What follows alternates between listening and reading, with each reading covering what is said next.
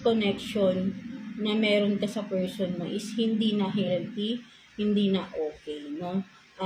Ikaw na lang siguro yung, parang yung love, sabihin natin nawawala na rin. Because of this addiction, kung ano man yung na-discover mo, no, sa person mo, no, mga cancer mo, ayun yung nakikita ko rito, no?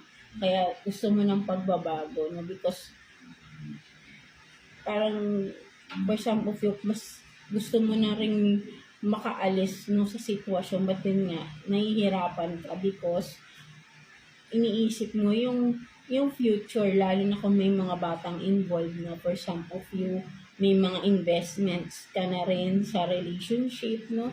Parang yun yung pinag-aalala mo, no? Parang hindi mo alam kung may pagbabago bang mangyayari once sa ginawa mo yun. Although you want changes, no, sa iyong sarili, sa iyong buhay, no, mga cancer natin, no? So, yun nga, no, na nag-aalala ka, nagkakaroon ka ng anxiety because of this.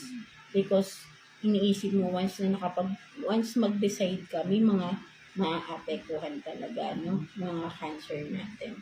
So, tingnan naman natin, what's your self-care advice this week, mga cancer natin. Kuha tayo ng 1 card for you.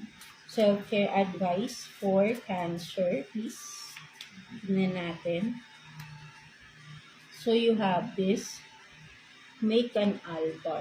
No, so, ang nakikita ko dyan, cancer, no, pray ka lang, no? Huwag mo kang makakalimot mag-pray. No, sabihin natin na, literally, kailangan mo lang ng guidance din, no? From God, no? From our Lord Jesus, diba? So, wag kang panghinaan ng loob, no? Kung ano man yung gusto mo mang gawin mo. And alam ko si God, gagabayan ka niya, no? So, ayun lang yung nakikita ko. Have faith sa nararamdaman mo, no? Magtiwala ka sa nararamdaman mo. So, ayun yung sinasabi ng inner self mo dito, no? Mga goddesses, cancer, no? So, let's see what's the advice for you ni universe, no? Mga cancer. Advice for you ni universe. Kuha tayo ng 1 card for you.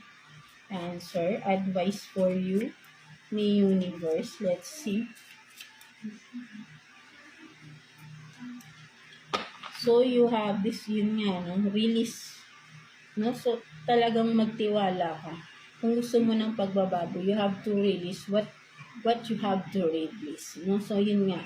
Tama ka kung ano yung gusto mong gawin. No? Huwag ka lang matakot. Kasi takot ka na baka may masasaktan. No? So, diba, sometimes the best way to grow is to simply let go. Right? No? So, ayun yung message sa inyo ni universe.